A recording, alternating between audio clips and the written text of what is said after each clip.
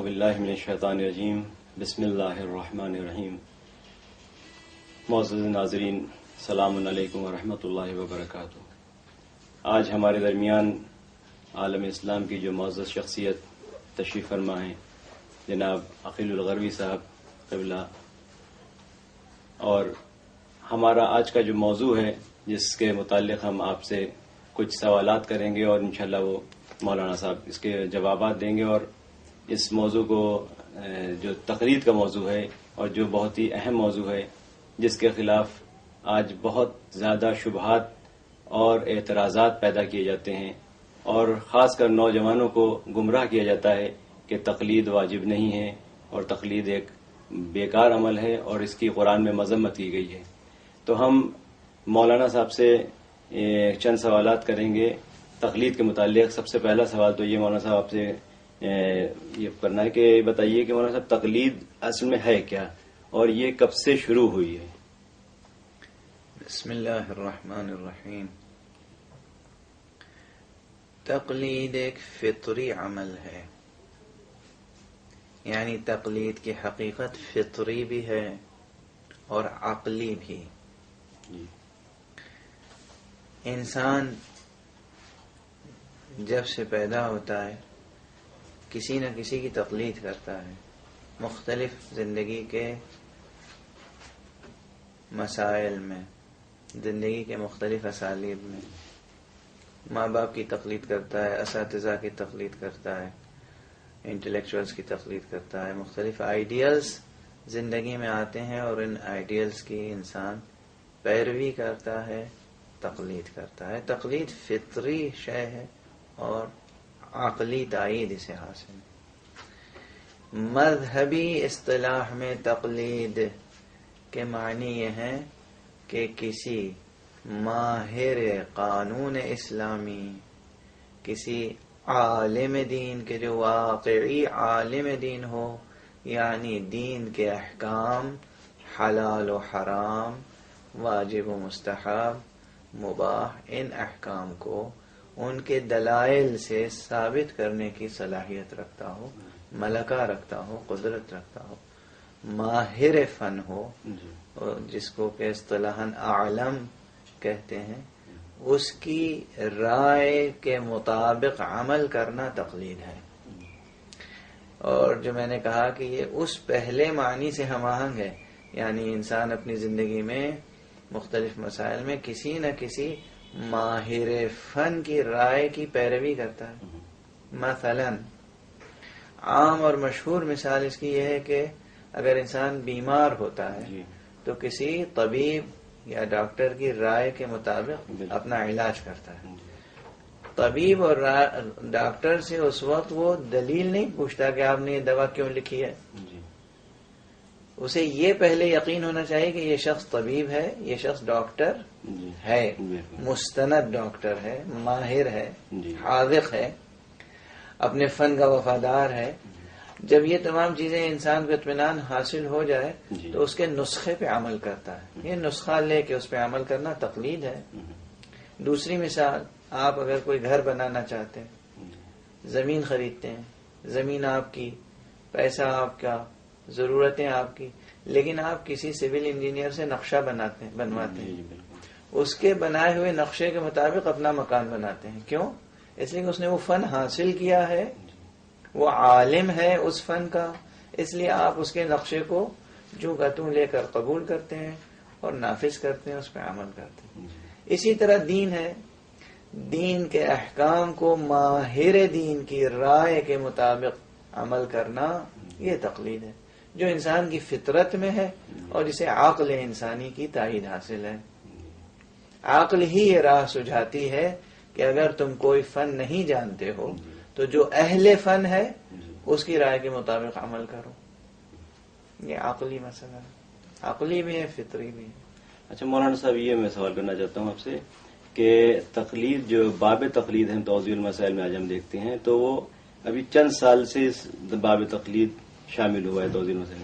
اس سے پیشتر یہ باب پہلے نہیں ہوا کرتا تھا، تو یہ کب سے داخل کیا گیا اور کیا اس سے پہلے اس طرح کی تقلید کی ضرورت نہیں؟ یہ سب شکوک و شبہات ہیں، اس لیے کہ تقلید تو رسول اکرم صلی اللہ علیہ وآلہ وسلم کے زمانے سے ہے.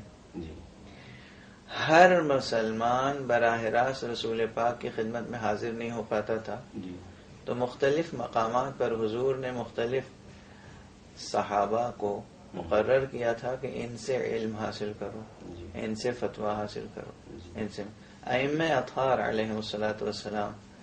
امام کا مثلا قیام مدینے میں ہوتا تھا یا کوفے میں ہوتا تھا یا بغداد میں یا سامرے میں، جی. کسی ایک جگہ امام معصوم ہوتے تھے. جی اگر امام مدینے میں تشریف فرما ہے یا امام سامرے میں تشریف فرما ہے تو یہ بتائیے قوم میں جو شیعہ تھے وہ کس کی طرف رجوع کرتے تھے؟ رائے میں جو شیعہ تھے وہ کس کی طرف رجوع کرتے تھے؟ کلین میں جو شیعہ تھے وہ کس کی طرف رجوع کرتے تھے؟ جی امام علیہ السلام سے پوچھا جاتا تھا کہ آقا ہر شیعہ ہر مسلمان آپ کی خدمت میں حاضر نہیں ہو سکتا، تو آپ اپنے صحابہ میں سے جو قابل اعتماد ہوتے تھے ان سے کہتے تھے کہ تم اپنے مسائل فلاں سے پوچھا کرو. فلاں سے پوچھ کر عمل کرنا، اسی کا نام تقلید ہے. آج وہ صحابہ نہیں ہیں، آج مجتہدین ہیں، علماء ہیں. یہ علماء کیا ہیں؟ یہ علماء وہ ہیں جو قرآن اور احادیث معصومین علیہ والسلام کی روشنی میں آپ کو حکم بتاتے ہیں. تو عمل وہی ہے جو چلا آ رہا ہے مسلسل. لفظ کا فرق ہو سکتا ہے.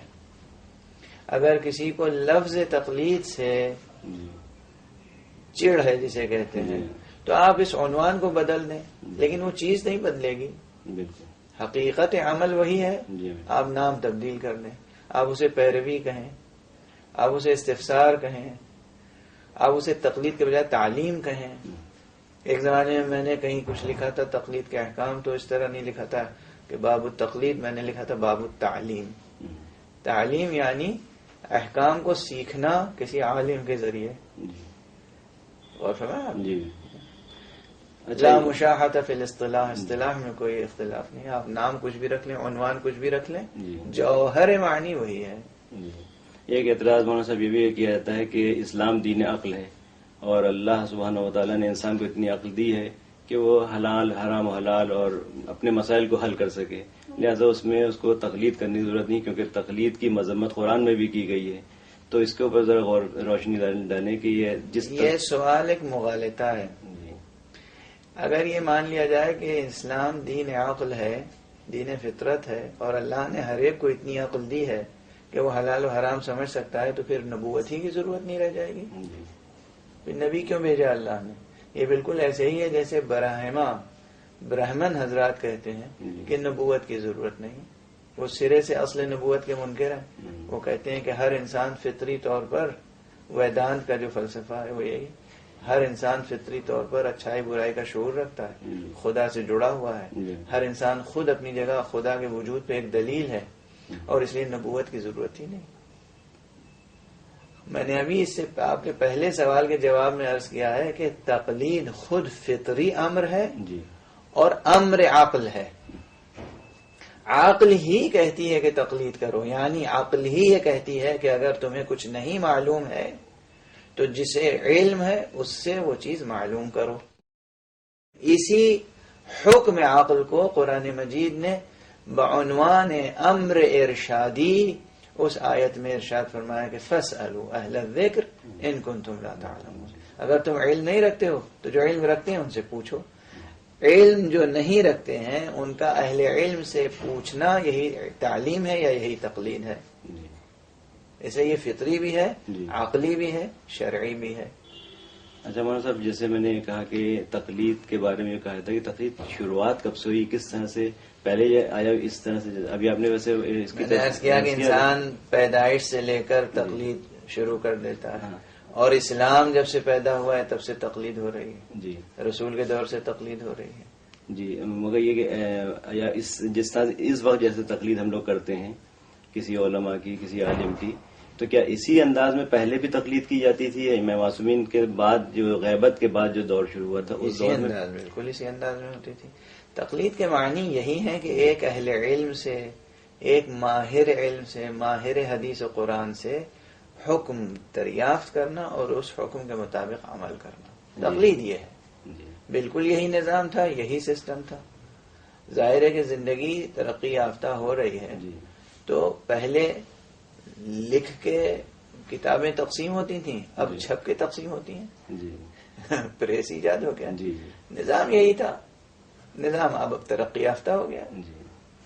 اچھا، ایک مولانا صاحب ایک سوال یہ بھی ہے کہ عالم جو انتقال فرما جاتے ہیں، جو علماء اس دنیا چلے جاتے ہیں، تو اس کے بعد ان کی تقلید نہیں ہوتی کیونکہ مردہ کی تقلید نہیں کی جاتی، لیکن پھر بھی ہم دیکھتے ہیں کہ کچھ علماء ایک اجازت دیتے ہیں کہ اگر عالم جو مر گیا ہے وہ عالم ہے تو اس کی تقلید پہ باقی رہ سکتے ہیں. اجازت جو دیتا ہے وہ خود مجتہد ہی اجازت دے سکتا جی. ہے، اور جب ایک مجتہد اجازت دیتا ہے جی. تو اس کے معنی یہ ہے کہ پھر مردہ کی تقلید نہیں ہو رہی ہے، جی. اس زندہ کی تقلید ہو رہی ہے. اس کی مثال آپ کو دے دوں کہ جیسے کوئی بہت ماہر ڈاکٹر ہو، جی آپ نے اس سے کوئی نسخہ لیا اور علاج کیا، فائدہ ہوا، جی اس کے بعد وہ ڈاکٹر انتقال کر گیا، دوبارہ آپ کو بیماری ہوئی تو دوبارہ آپ اسی نسخے کو استعمال نہیں کریں گے، جی البتہ اس نسخے کو لے کے کسی زندہ ڈاکٹر کے پاس جائیں گے. بہتر. اگر یہ زندہ ڈاکٹر کہتا ہے کہ ہاں ٹھیک ہے آپ یہی نسخہ استعمال کر لیجئے، جی تو اب یہ نسخہ اس کا نہیں رہا، اب یہ نسخہ اس زندہ ڈاکٹر کا ہو گیا. جی نسخہ وہی ہے لیکن زندہ ڈاکٹر نے اس کو تجویز کیا. تو اس طرح اگر کوئی زندہ مجتہد کسی مردہ مجتہد کی تقلید کو جائز قرار دے تو یہ اس زندہ مجتہد کی تقلید کے برابر ہے. جی لیکن انسان جو غیر مجتہد ہے، ایک عام انسان، خود سے فیصلہ نہیں کر سکتا اس کا. جیسے ایک عام مریض خود سے نہیں کہہ سکتا کہ ہم اسی نسخے کو کھا لیں، استعمال کر لیں کافی ہے، ورنہ نقصان بھی ہو سکتا ہے. اچھا، اس میں جیسے ہم یہ بھی کہہ سکتے ہیں، جیسے ہم اگر آپ نے مثال دی ڈاکٹر کی، تو جیسے کچھ اس پہ اگر ہم یہ کہیں کہ ہم بھی کچھ دواؤں کے بارے میں علم رکھتے ہیں کہ یہ دوا ہم کو فائدہ کر سکتی ہے، نہیں، آدھا اب اس علم میں بھی ہم کافی نہیں ڈاکٹر. ہوتا ہے. وہ مشہور مثال ہے کہ نیم حکیم خطرہ جان ہوتا ہے. اچھا. اس پہ کوئی عاقل، یہی عاقل آ کے کہتی ہے تقلید کرو، جی بغیر تقلید کے جی. زندگی خطرے میں پڑ سکتی ہے. نہیں، مطلب کچھ دوائیں ایسی ہیں جو ہم کو یقین ہے کہ دوا ہم کو اس مرض سے فائدہ کر سکتی ہے، اس میں بھی ہم رجوع نہیں کرتے. اگر علم نہیں رکھتے ہیں تو ضرور رجوع کیجیے، جی ضرور رجوع کیجیے. وہ یقین و قطع کے احکام الگ ہیں. جی کبھی کبھی شریعت کہتی ہے کہ آپ کو اگر یقین حاصل ہے، قطع حاصل ہے، تو آپ اپنے یقین و قطع کے مطابق عمل کر سکتے ہیں، لیکن وہ بھی اس کے شرائط ہیں، اس کے حالات ہیں، ہمیشہ نہیں. ایک جاہل انسان بلا سبب یقین پیدا کر لے کہ یہ جڑی بوٹی مجھے فائدہ کرے گی، ہو سکتا ہے وہ نقصان کرے اسے. اس لیے جاہل انسان اس طرح کا قطع یقین پیدا کرے تو وہ معتبر نہیں ہے. قبلہ یہ آپ اس پہ وضاحت کریے کہ جو ایک زمانے طویل تک یہ تعارض چلتا رہا ہے اخباریت میں اور اصول میں، تو یہ اخباریت اصول اس میں ہے کیا ہے؟ کیوں اس میں آپس میں اتنا ایک تعارض؟ بات تو میں عرض کروں کہ دین خود اصول و قواعد و ضوابط کا نام ہے. جی تو جو دینی ہوگا وہ اصولی ہوگا. جی بے اصولہ ہونا دیندار ہونا نہیں ہے. دین خود کہتا ہے اصول ہی رہو، یعنی اصول کے پابند رہو. جی البتہ یہ اصطلاحاً اصولی اصول فقہ کی نسبت سے جی جو لوگ اصولی کہلاتے ہیں یعنی وہ اجتہاد و تقلید کے قائل ہیں، جو ان کے مقابلے میں اخباری ہیں وہ گویا اجتہاد و تقلید کے قائل نہیں ہیں. لیکن اس میں مغالطے ہیں. جو واقعی اخباری بزرگ علماء گزرے ہیں جی آپ ان کی کتابیں اٹھا کے دیکھیں. میں مثال میں عرض کرتا ہوں، صاحب حدائق نے کتاب حدائق کے مقدمے میں تقریباً وہ تمام باتیں لکھی ہیں جو ایک اصولی مجتہد لکھتا ہے. صرف لفظوں کا اختلاف و نزاع ہے. اس لفظی نزاع کا سبب ضرور تھا کہ لفظ اجتہاد کو سب سے پہلے معصومین علیہ الصلوۃ والسلام کے مقابلے میں، نبی اور رسول کے مقابلے میں مکتب خلفاء نے استعمال کیا، مکتب اہل سنت والجماعت نے استعمال کیا، اور اجتہاد کو بہانہ بنایا رائے خدا اور رائے معصوم کے مقابلے میں اپنی رائے پیش کرنے کا بہانہ بنایا. ظاہر ہے وہ اجتہاد باطل ہے، اسے کوئی شیعہ قبول نہیں کرتا. جو ہمارے اصولی ہیں وہ بھی قبول نہیں کرتے. غالب کا مشہور سلام ہے، ایک ہی سلام ہے جو ان کے دیوان میں ہے مشہور، جس کا مطلب غالباً یہ ہے کہ سلام اسے کہ اگر بادشاہ کہیں اس کو تو پھر کہیں کہ کچھ اس سے سوا کہیں اس کو، نہ بادشاہ نہ سلطان، یہ کیا ستائش ہے. کہو کہ خامس علی با کہیں اس کو. اسی میں آخر میں وہ کہتے ہیں کہ یہ اجتہاد عجب ہے کہ ایک دشمن دین علی سے آ کے لڑے اور خطا کہیں اس کو. یزید کو تو نہ تھا اجتہاد کا پایا، برا نہ مانیے اگر ہم برا کہیں اس کو. تو وہ اجتہاد جو رائے خدا، قول نبی، قول معصوم کے مقابلے میں ہو وہ باطل ہے. ہمارے ہاں جو اجتہاد ہے وہ ہرگز قول خدا، قول نبی کے مقابلے میں نہیں ہے. یہ اجتہاد وہ ہے جو قول خدا اور قول نبی اور قول امام کی روشنی میں نامعلوم حل تلاش کرنے کا نام ہے، اس کا نام ہے اجتہاد. قرآن مجید نے صرف قرآن کی آیتیں رٹنے کا حکم نہیں دیا ہے، حدیث رٹنے کا حکم نہیں دیا ہے. قرآن مجید نے تفقہ کا حکم دیا ہے. فلولا نفر من كل فرقة منهم طائفة ليتفقهوا في الدين، قرآن مجید کی آیت ہے. کیوں نہیں ہر گروہ سے ایک نمائندہ جماعت نکلتی جو کہ دین کی سمجھ پیدا کرے. آیت رٹ نہیں لے، آیت کے اندر جو مفہوم ہے، جو مغز ہے وہ حاصل کرے. حدیث رٹ نہ لے، حدیث کے اندر جو حکم پوشیدہ ہے وہ حاصل کرے. تفقہ، یہ تفقہ جو ہے اسی سے فقیہ بنتا ہے. اس تفقہ کو پیدا کرنے کا نام اجتہاد ہے. اب جیسے میں نے تقلید کے لیے کہا تھا کہ لفظ تقلید سے اگر کسی کو اختلاف ہے نام بدل دے، عنوان بدل دے. لفظ اجتہاد سے اختلاف ہے، تفقہ رکھ لیجئے. لیکن لفظ اجتہاد زبان پیغمبر پہ بھی آیا ہے، لفظ اجتہاد زبان معصومین پہ آیا ہے. لفظ تفقہ بھی اسی طرح حدیث میں آیا ہے، قرآن میں آیا ہے. امیر المومنین علی بن ابی طالب علیہ السلام میں نہج البلاغہ میں کئی مقامات پہ مجتہدین کا ذکر ہے. لا یؤدی حقہ المجتہدون پہلے ہی خطبے میں ہے. لفظ مجتہدون ہے یا نہیں ہے؟ البتہ وہ مجتہدون جس معنی میں ہے لغوی معنی میں ہے، یعنی اپنی صلاحیتوں کو، کوششوں کو بروئے کار لانا، پوری کوشش کرنا. یہ پوری کوشش اگر اصول دین کو سمجھنے کے لیے کی جائے تو وہ اصول دین میں اجتہاد ہے. اگر فروع دین کو سمجھنے کے لیے کیا جائے فروع دین میں اجتہاد ہے. اگر تزکیہ نفس کے لیے کیا جائے تو سیر و سلوک کی راہ میں اجتہاد ہے وہ اجتہاد. اب یہ جو آج کچھ لوگ اجتہاد کو لے کر اور تقلید کو لے کر نوجوانوں کو گمراہ کرتے ہیں، آپ ان کے لیے کچھ میسج دینا چاہیں، کچھ پیغام دینا چاہیں گے کہ جو نوجوانوں کو گمراہ کیا جا رہا ہے اس مسئلے کو لے کر؟ ایک ہی پیغام ہے جو پیغام حق ہے. اللہ سبحانہ و تعالی نے فرمایا لا تقف ما لیس لک به علم، بغیر علم کے عمل نہیں کرنا چاہیے. یا انسان خود علم کے اس درجے پر ہو کہ جہاں عمل یقینی طور پر اس سے سرزد ہو، عمل جو انجام دے وہ علم کی روشنی و یقین کے ساتھ، یا کسی عالم کے بتائے ہوئے راستے کے اوپر چلے. جس کو میں اکثر کہتا ہوں کہ یا انسان راستہ طے کرے تو اس کے ہاتھ میں خود ٹارچ ہو، اور یا جس کے ہاتھ میں ٹارچ ہے اس کے پیچھے پیچھے چلے. تیسری کوئی راہ نہیں ہے. اگر نہ خود ٹارچ رکھتا ہوگا نہ کسی ایسے شخص کے ساتھ ہوگا جس کے پاس ٹارچ ہو تو تاریکی ہوگی، راستے کے نشیب و فراز ہوں گے، اسے ٹھوکریں لگیں گی، سفر پر خطر ہو جائے گا. سفر سے بچنے کے لیے ضروری ہے کہ انسان یا خود عالم ہو یا کسی عالم کی پیروی کرے. یہ جو ایک مسئلہ یہ بھی ہے کہ ہمارے مجتہدین جو ہیں ایک محدود مقام میں رہتے ہیں، جیسے مثلا ایران میں، عراق میں یا لبنان وغیرہ میں، لیکن پوری دنیا میں ان کا جو ہے ایک رسوخ، ان کا جو رابطہ ہے وہ اس طرح سے نہیں ہے کہ جس طرح سے پبلک ان سے براہ راست. ایسا نہیں ہے. لیکن اگر جیسے مسائل کو جیسے ہوتے ہیں ہر جگہ کے موقعیت کے لحاظ سے، ہر وطن اور جگہوں کے لحاظ سے مسائل مختلف ہوتے ہیں.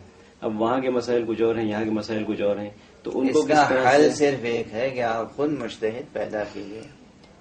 لیکن ہندوستان میں مجتہد ہونا چاہیے، پاکستان میں مجتہد ہونا چاہیے، جی، اور انگلستان میں مجتہد ہونا چاہیے، امریکہ میں مجتہد ہونا چاہیے جو وہاں کے مسائل کو سمجھے اور حل کرے. جی، یہ ضروری نہیں کہ آپ صرف ایران یا عراق کے مجتہدین کی تقلید کریں، یہ ضروری نہیں ہے، لیکن مجتہد ہونا چاہیے. جی جی، جعلی مجتہد نہ ہو. جی بالکل. ایسا نہ ہو کہ مجتہد نہیں ہے اور اس کی تقلید ہو رہی ہے، یہ نہیں ہونا چاہیے. جی وہ تو اس میں بحد اجتہاد جو پہنچ چکا ہو جی وہ آئے واپس اور اپنے وطن میں وہاں کے شرعی مسائل کو سمجھے اور حل کرے، یہ اس کا حل ہے. وہی جیسے توضیح مسائل میں بھی جو وضاحت قرآن مجید میں ہے. جی قرآن مجید میں کیا ہے؟ فلولا نفر من كل فرقة منهم طائفة ليتفقهوا في الدين ولينذروا قومهم اذا رجعوا اليهم لعلهم يحذرون. کیوں نہیں ہر قبیلے سے، ہر گروہ سے ایک جماعت نکلتی جی جو تفقہ حاصل کرتی، علم دین حاصل کرتی اور واپس آتی تاکہ اپنے قوم کے لوگوں کو خدا کی نافرمانی کی پاداش سے ڈرائے اور اس کی بات سے لوگ متاثر ہوں. اور جی اسی آیت میں تقلید کا حکم بھی پوشیدہ ہے جی کہ وہ جو چند لوگ جائیں گے اور واپس آئیں گے، اگر ان کی تقلید نہیں ہوگی تو پھر ان کا کہا بیکار ہو جائے گا. جی تو خدا نعوذ باللہ کیا ایک عبث عمل کا حکم دے رہا ہے. جی یہ چند لوگ جائیں گے، جی واپس آئیں گے اور باقی تمام لوگوں کو کیا کریں گے؟ ڈرائیں گے، خدا کے احکام سکھائیں گے، خدا کے عذاب سے ڈرائیں گے. تو ان کی کہی ہوئی بات کوئی مانے گا یا نہیں مانے گا؟ مانے گا تب تو ڈرے گا، جی میں مانے گا تب تو عمل کرے گا. اسی کا نام تقلید ہے. میں نے پھر کہا، پھر عرض کروں گا، لفظ تقلید سے اگر کسی کو کوئی کسی خاص قسم کی بیزاری ہے تو لفظ بدل لیجیے، تعلیم اس کا نام رکھ لیجیے، پیروی نام رکھ لیجیے، لیکن ہے وہی چیز، جی فطری ہے اور عقلی ہے اور اچھا. اب یہ تقلید جو ہے وہ ہر ایک کے اوپر واجب ہے یا کچھ لوگ اس سے مستثنا بھی ہیں کہ ان کے اوپر تقلید کیوں واجب نہیں نہیں؟ مستثنا؟ جو اس مرتبے تک خود پہنچ چکا ہو جی کہ خود قرآن سے اور حدیث سے حکم خدا حاصل کر سکے، جی اس پر تقلید حرام ہے. مجتہد جو خود ہو چکا ہے اس پہ تقلید حرام ہے. جو مجتہد نہیں ہوا ہے اس پہ تقلید ہے. جس کے ہاتھ میں ٹارچ ہے جی آپ اسے پابند نہیں کر سکتے کہ وہ دوسرے کی ٹارچ کی روشنی میں چلے، جی یہ غیر عقلی بات ہے. لیکن جس کے ہاتھ میں ٹارچ نہیں ہے جی وہ پابند ہے کہ دوسرے کے ٹارچ کی روشنی میں چلے. یہ ہے.